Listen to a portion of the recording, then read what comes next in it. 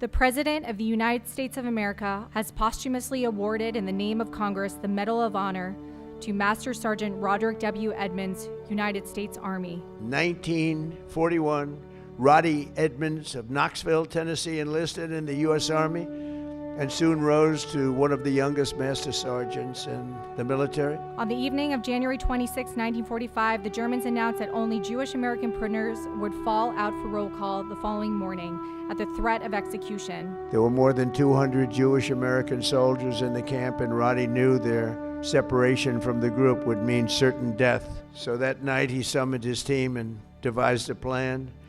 The next morning, all 1,200 American men fell in line together, shoulder to shoulder. The Commandant removed his pistol, pressed it hard against Master Sergeant Edmonds' forehead between his eyes, and demanded that he order all Jewish American prisoners to step forward or he would be shot.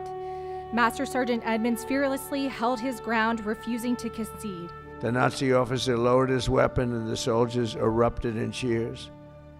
With total disregard for his own life, Roddy had saved over 200 of his fellow service members. Master Sergeant Edmonds gallantly led these prisoners in a relentless pursuit of opposition and resistance, forcing the Germans to abandon the camp, leaving the 1,200 American prisoners behind. Congratulations to the family of Master Sergeant Roddy Edmonds. The President of the United States of America has posthumously awarded in the name of Congress the Medal of Honor to Staff Sergeant Michael H. Allis, United States Army. After 9/11, Michael enlisted in the Army, and by 24 years old, he was locked in. He loved it. He wanted it so badly.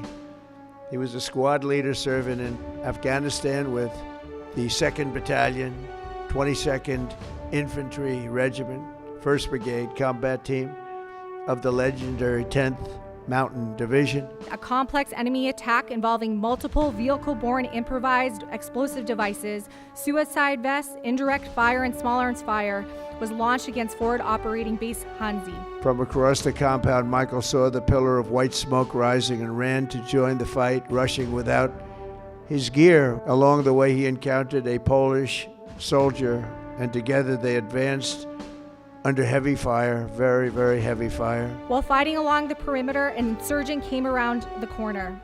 Staff Sergeant Allis fired on the insurgent and incapacitated him, but as he approached the downed insurgent, the insurgent's suicide vest detonated and mortally wounded him. He charged the wounded Polish soldier. Without hesitation, Michael raised his gun and forced himself between the insurgent and the man he just met, shielding him with his own body. Staff Sergeant Allis's exceptional courage and complete disregard for personal safety were in keeping with the highest traditions of military service and reflect great credit upon him, his unit in the United States Army.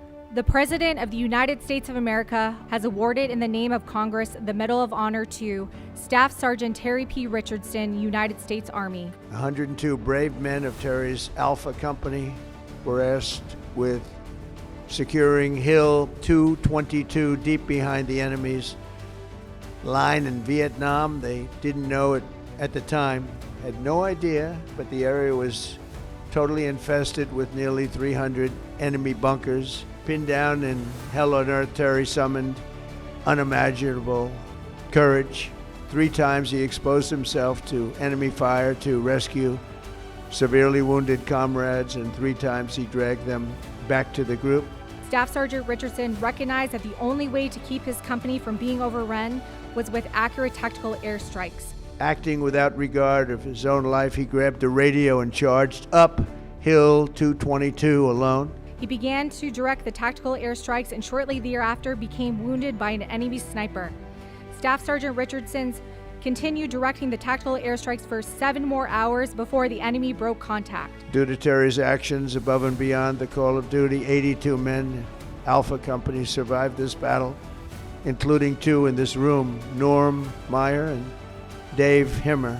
Terry, today you enter the ranks of the bravest warriors ever to stride the face of the earth.